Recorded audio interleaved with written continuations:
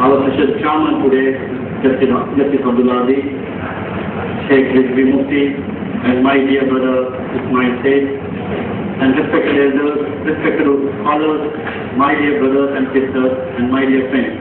Assalamu alaikum wa rahmatullahi wa barakatuh. So before I share my humble thoughts with you, I would like to take this opportunity to thank Almighty Allah and also for the single-handed effort by Brother Ismail for bringing me down here. It's a great opportunity for me to, share my thoughts, with this audience. MashaAllah, just little glimpses that I saw. MashaAllah, there's so much of knowledge base. People very much know about Islamic banking. Only needed is guidance and how to go and get about it. That's what is required. Knowledge base is there. Little, implementational plan, how to practically approach on the subject. And I also want to thank every one of you for organizing this event. Every effort that has been put forward, whatever minute effort, may Allah reward it. And also today, you all are gathered today on a weekend, sacrificing your family time. Sometimes you want to take a break, but still you have that interest. Sometimes the call that Brother Ismail did, you don't want to disappoint him also. Let's go and see what the speakers have to share with us.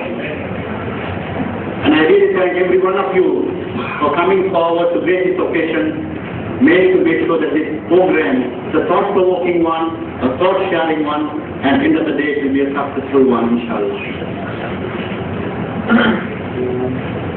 So my topic today, I'm going to speak about Islamic banking versus conventional banking. These are confusion a lot of people sometimes have. What are the conceptual differences that we have to look into? Is it the same thing, or is it going to name changes, profit to interest, or interest to profit, or is it cutting this way, the Islamic banks are trying to cut those other way?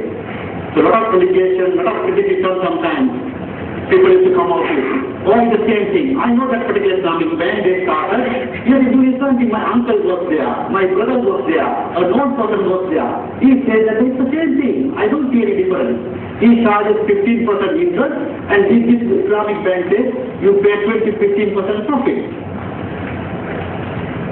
So I will come to one of those subjects, inshallah, going forward on my slide, just to touch base on sort of practicalities. I don't want to speak little theory. I really want to speak something practical, how we can go forward, so that I can add value also and learn from you.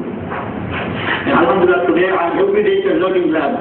Every day is a learning lab. I always wanted to learn more. So I am not a smarter person on the subject. There are smarter people outside. So we said there are a lot of things to be learned from the people from outside. With that knowledge base, if you keep that open, mashallah, that knowledge will come. And also you keep sharing, not to keep for yourself, keep sharing. More you share, more you gain. So today my structure of the presentation, I think my time allocated is 11:30, I think 12:30 I can wrap it up, inshallah. So I am just going to do an introduction, little detailed introduction, just to know what are the intricacies of Islamic banking, and also what are the issues and challenges that the industry is facing. And also the market is shifting today, sometimes purely conventional to sophisticated Islamic financial products. And also, what are the future trends? Where the future is heading in terms of Islamic finance, and I would like to conclude my session.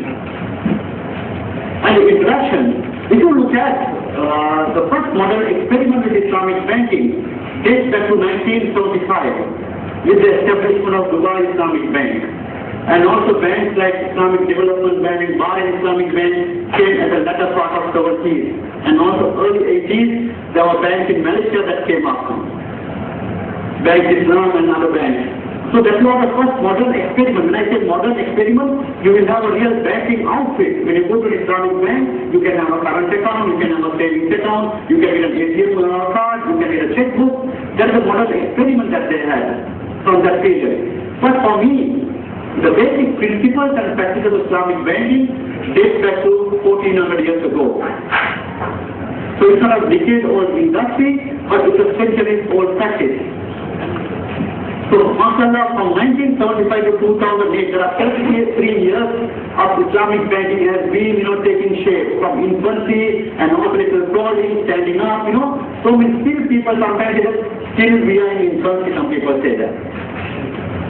Great, it was a long way to go. If you really wanted to compete with the conventional banks. So for the last 23 years, being an Islamic banker of 50% of that time period, for 15 years, I have been got involved in the Islamic banking industry, and I still believe that only 20% of the market being tapped, the market potential. It's like the tip of the iceberg. The entire 80% is yet to be tapped by you and me. You and me, we have to tap it to bring, benefit to our own self, our own community, or our own nation. So the 80% is wide open for all of us to work. And also the industry is not being, left out for anybody to come and, do anything. There are so many institutions that are working towards to nurture this industry and also to, make sure that all the stakeholders of this industry are being protected. Sometimes what will happen, Islamic finance industry can be, misquoted as terrorism financiers or money launderers. There should be some institutions to take up the challenge and educate the people. Islamic finance institutions are not an organization to fund terrorism or to fund or to do money laundering. That education post has to go in. Therefore, there are institutions that have been set up, which is called the Islamic Finance Infrastructure Institution. I will touch base a little later on that area, which has been set up not for profit, but mainly to educate the people and also to, bring that knowledge base. It can be, to go and speak in London, bring stars to the forum and tell him about Islamic banking. Or go to the state and bring the head of fishery to come and sit and listen what Islamic banking is all about. So that we will know we are not funding terrorism, we are not money launderers, but we are really there to serve the community, irrespective of whether you are a Muslim or a non-Muslim. Islamic finance is not confined to the Muslim community only. It's for the entire mankind. That should be the notion, that should be the tagline. The old Quran was revealed not for Muslims only. It's for the entire mankind. It's for the entire mankind. With that framework, if you look at, there's a 10-year master plan being drawn up to take up the challenges.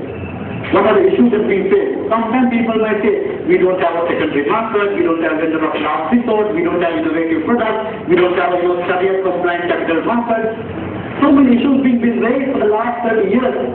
But people might think, where are the solutions? Is anybody taken the ownership to bring solutions to these challenges or these issues? Yes, indeed, people have taken up this, because right organizations are coming forward to take these challenges and to bring solutions to the industry.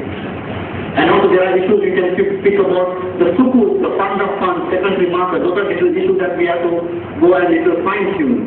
And also market is shifting today. There are mergers happening. There are conversion of conventional banks happening today. In which we are practically seeing 100% fully fledged conventional bank is converted into an Islamic bank. Sometimes I feel, what is the motive behind it? What is the motivation? For me, the motivation is the bottom line. It makes commercial sense for me to convert it to Islamic bank. There are a lot of demands for Islamic banking products.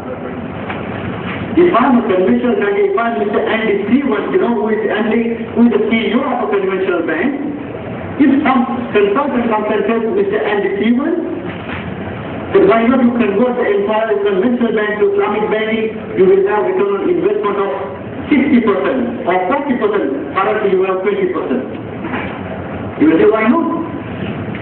If my return on investment is going to be 40% with this new proposition, what I want is my bottom line, my return. If it makes commercial sense, I am ready. So that's what we all have to be looking to, what is sometimes the initial thing is that non-Muslim we look at as a commercial, what we call appetite, the commercial interest on that. But as a Muslim, it's a faith for us, it's a religious issue for us. So that's the difference sometimes we have to look into. And also capitalizing on the enormous growth. Sometimes, the statistics people used to speak about the Islamic banking industry is growing at a rate of 10 to 15%, 15 to 20%. Even some even say that it's increasing at a rate of 40 to 50%. It all depends on who you talk to what extent that he has, got involved in the industry. So I want to say that anyway, the industry is growing. It's quite evident today. And also if you look at the GCC market, it's really enjoying, it's a remission of the 70s oil boom. This oil boom has really created so much of infrastructure development happening in the Middle East. So much of excess liquidity in the Middle East. Their ethnic budgets have turned into surplus budgets. The money is still there and we live even after. It becomes selfish sometimes for me to, earn a living where my parents, my brothers, sisters, when they also need little support. Sometimes people think that you are doing well, you are rich, you are famous, you are popular, you have enough money. You think that because of your capability that money came in. Because you became qualified and you are doing a good job. No. There may be a person in your family who is disabled. There may be a person who is